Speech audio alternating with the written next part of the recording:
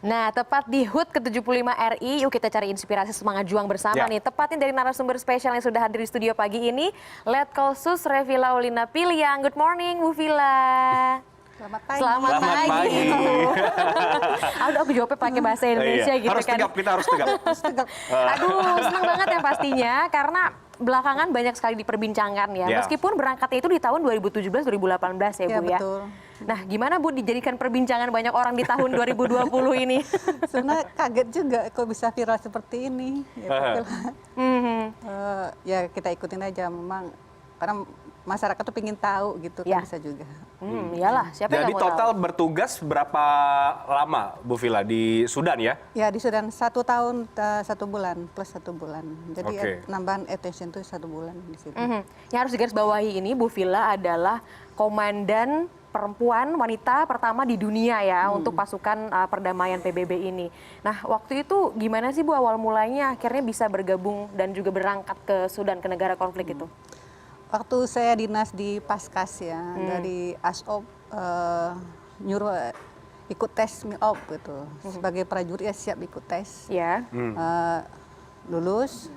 Sebelum kita berangkat kita ada training dulu di PMPP selama 1 bulan. PDT namanya. Pemberangkatan kita itu tidak sama dipencar. Bisa ada yang berangkat sendiri, ada yang 2 orang, ada 3 orang. Kebetulan pada saat saya berangkat ke Sudan tuh 7 orang satu tim itu. Jadi bersyukurnya di situ.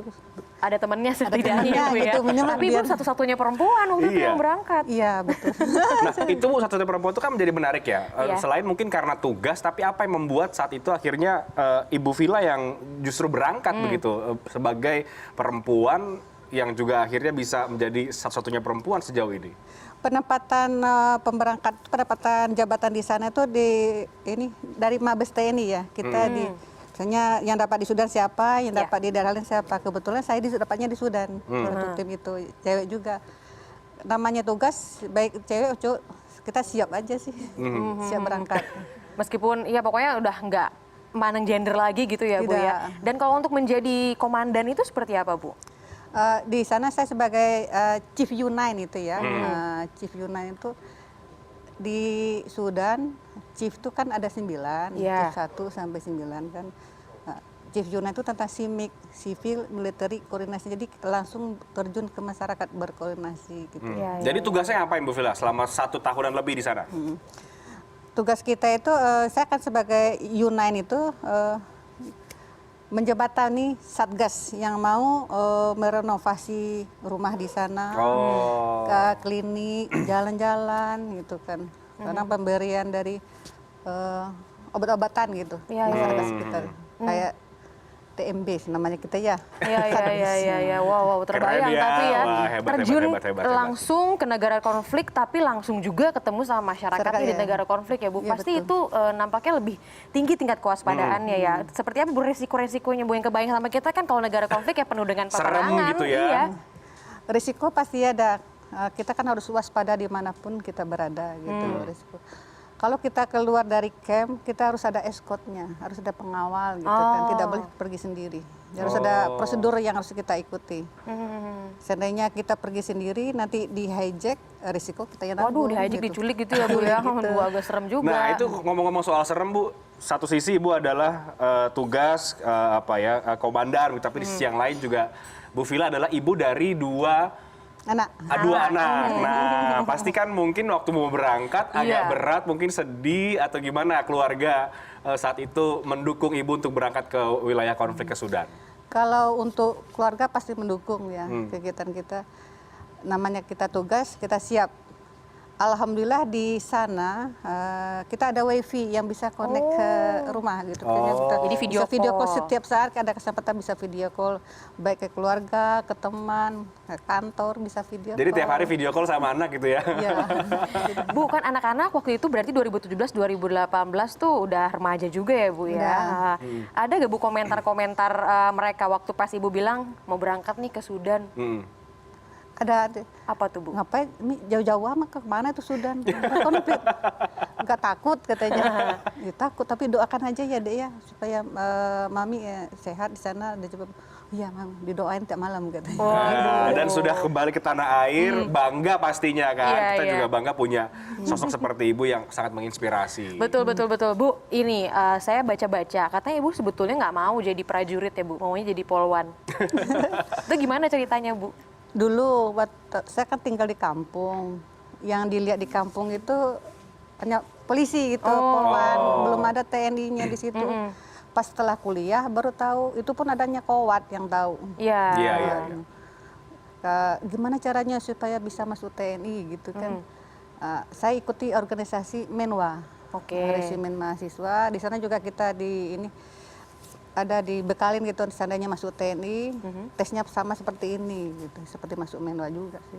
Apa sih Bu yang bikin ibu pengen jadi ya prajurit? Saya pernah waktu semester 1 kuliah main ke Jakarta. Itu naik bis kota di Tugutani itu, Tugutani. Iya, iya. Di sana saya lihat tuh bis kota TNI Angkatan Laut. Iya, iya, iya. Bis itu ya, bis TNI Angkatan Laut. Di dalamnya ada kowal. Iya. Kowal itu cantik semuanya, pakai topi, pakai dia. Saya pingin seperti itu gimana ya? Oh, itu awalnya. Keren gitu ya Bu ya. Tadi cantik mereka itu. Dan sekarang akhirnya kesampaian. Kesampaian Bu, dengan seragamnya ya. Apa kesan atau pengalaman yang paling ibu ingat selama bertugas di Sudan? Apa yang kira-kira paling, aduh ini kayaknya nggak bisa dilupain sih sepanjang hidup saya? Bisa terjun ke masyarakat itu. Waktu kita terjun ke masyarakat kan, contohnya ke sekolah-sekolah ya, sekolah itu melihat anak-anak yang belajar di kelas yang notabene tidak sebagus kelas yang di Indonesia ya, beralaskan pasir itu, beratapkan rumbia itu, tapi mereka itu semangat belajar. Iya, iya, iya, iya. Mereka membuat alas masing-masing dari rumah untuk duduk.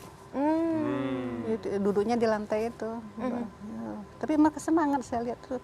Ya Allah, kita yang maksudnya di Indonesia notabene kelasnya lengkap gitu kan, ada papan tulis itu, ada bangku, ada kursinya, tapi di sana itu hanya beralaskan pasir, tapi mereka semangat itu. Itu dia. Masih kebayang ya Bu ya sampai Sampai sekarang. sekarang kebayang.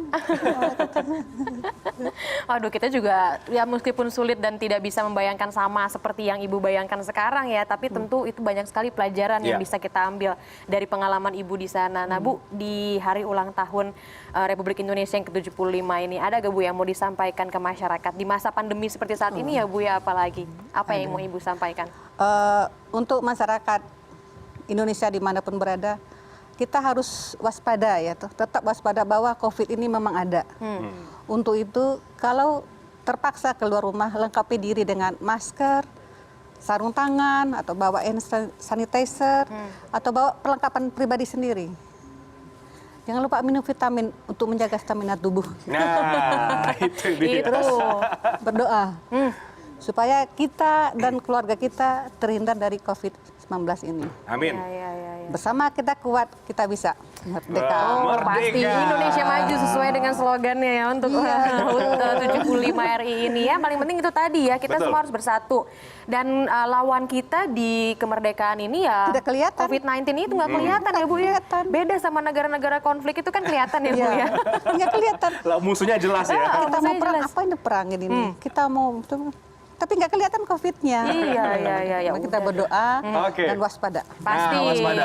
Terima kasih banyak Bu Villa, Letkolsus Revilla Aulina Piliang sudah berbagi inspirasi ya Nanti bersama kita dengan masih kami. akan Keren ada banget lagi, pokoknya. masih ngobrol-ngobrol Masih lagi lagi nanti juga sama Bu sebenarnya ya. Villa. Iya. Kita masih ngomongin soal 17-an gitu Ya. nanti. Nuansa merah putih selalu mewarnai peringatan kemerdekaan. Itu dekat aja nih.